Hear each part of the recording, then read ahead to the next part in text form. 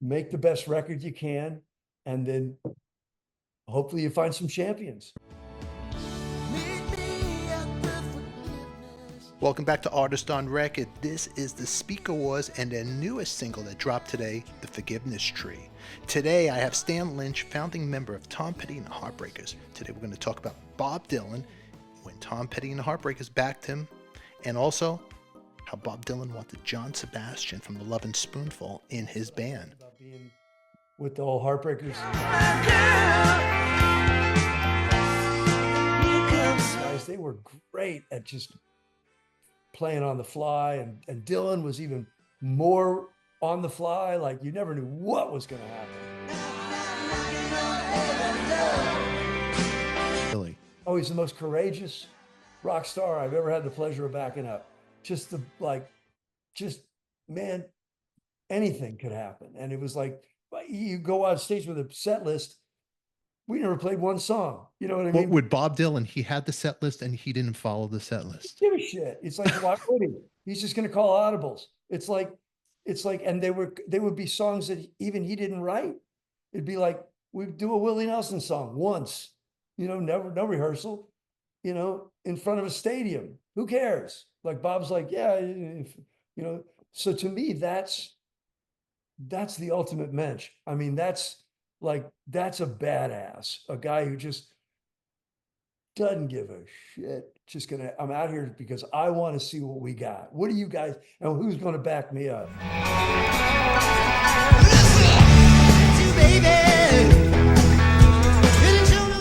It's like, to me, that was the high water mark for me. It was never better than having that kind of courage. Wow.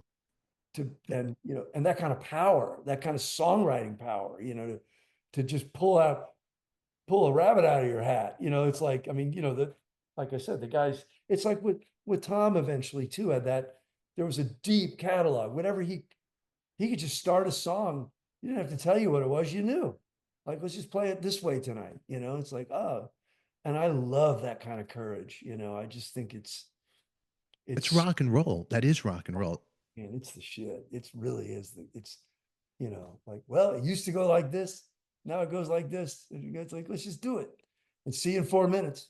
Good luck, It's so fun when you talk about Dylan. I had John Sebastian on the show, and John told me a story how Dylan wanted him to play bass in his band. He wanted, and I don't know if you know the story about this. So John was just putting together the Lovin Spoonful, and Dylan, there was no managers calling. There was just a phone call. Hey, John, I'm putting a band together. And then he goes, well, John goes, I'm putting my own band together.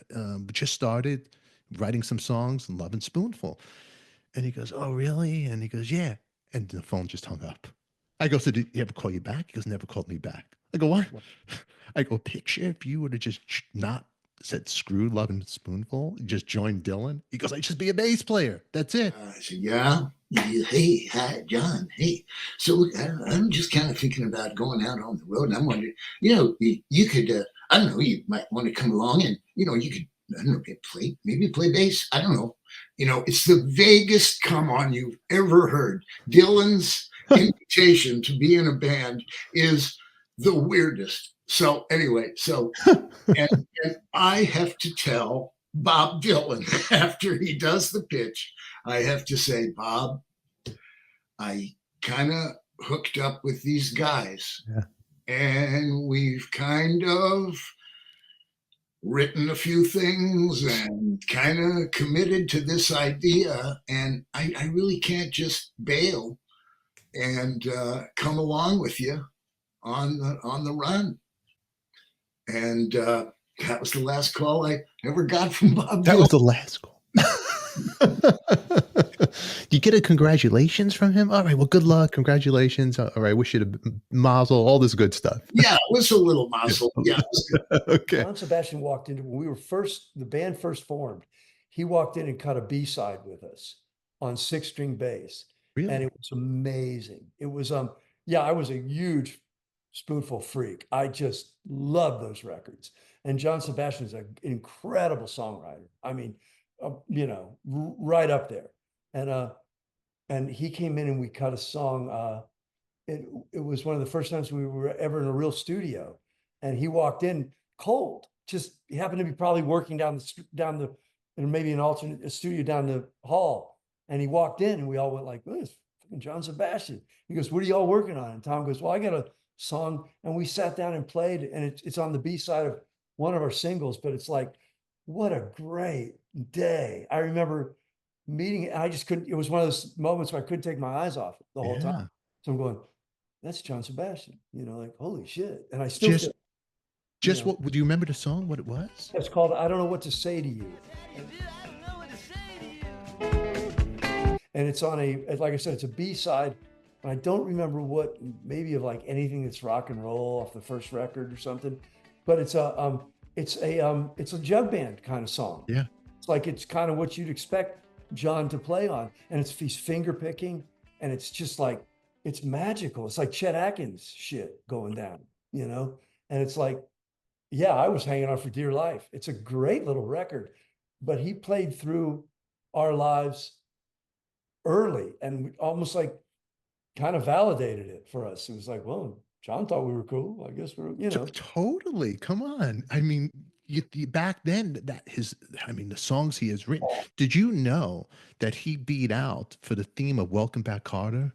Originally, as he calls it, he said the Suits, they didn't want him. It was supposed to be Dion DiMucci writing the theme. Wow.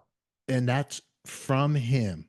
I'll put a clip of that right here for everybody to see him saying that story. Show you this idea we have from this sort of New York show. We're getting all very New York writers, and so would you write something? Because we already have one by Dion DiMucci. Sake, you want to discourage a guy, right?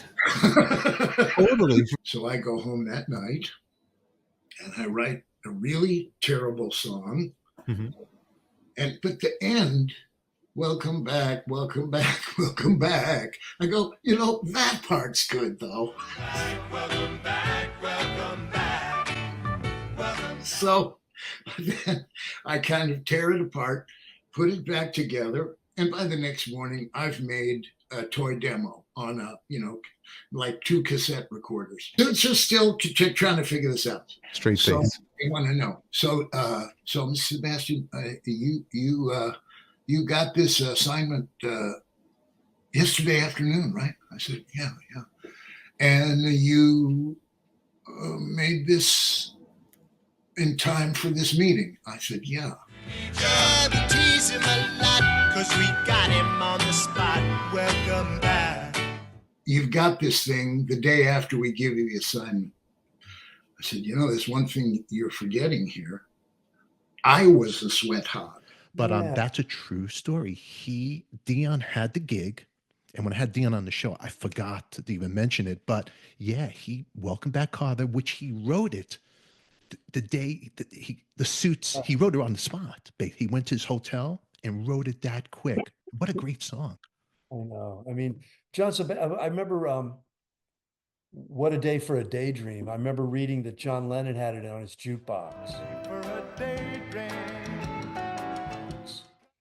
And he it was one of those, there's a couple chord changes in that song that are very vaudevillian and beautiful. And when it took me like a week to figure out a couple of those changes, like I sat there and went, oh, finger here, finger, like really mechanically trying to get to it.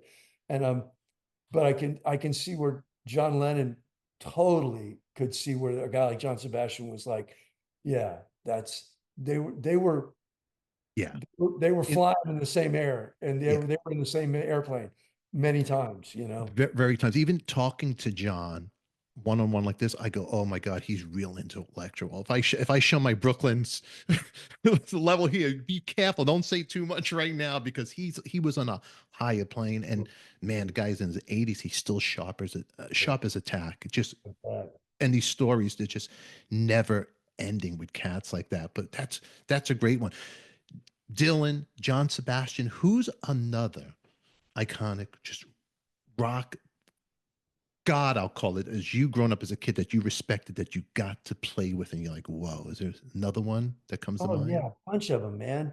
I mean, I got to make a record and play a gig with Del Shannon, like that's great. Whoa. I got to like Roger McGuinn. I got to work with the Byrds. I got to be in the studio with Roger, and I wrote a song, and we got to cut it. And I got to play with him.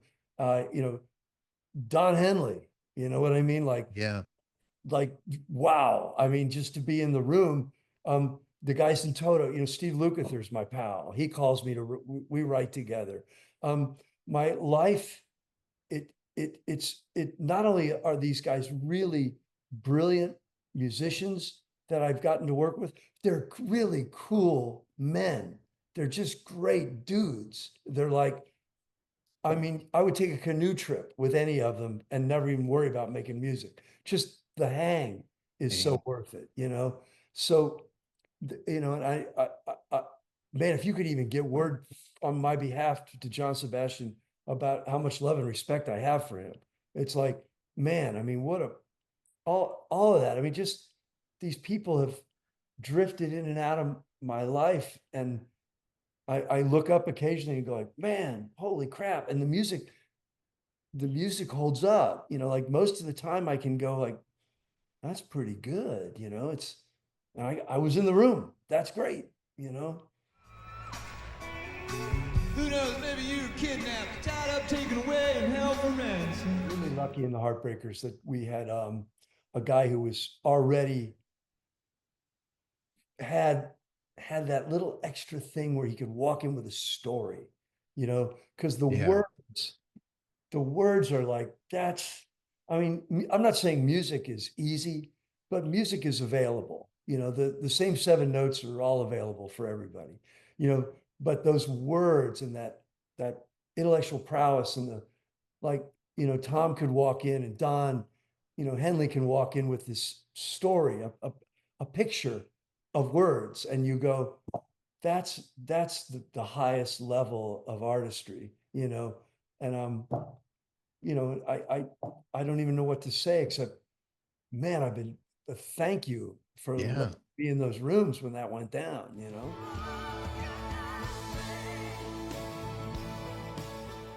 That is Mr. Stan Lynch, founding member of Tom Petty and the Heartbreakers. This is his new band, the Speaker Wars, their 3rd single, The Forgiveness Tree. Make sure you check that out. We'll put links in the description down below or click right above your screen here. Now make sure you post your comments and don't forget to subscribe and hit the notifications tab so you don't miss future episodes. Who loves you, baby? We do. Thanks for watching.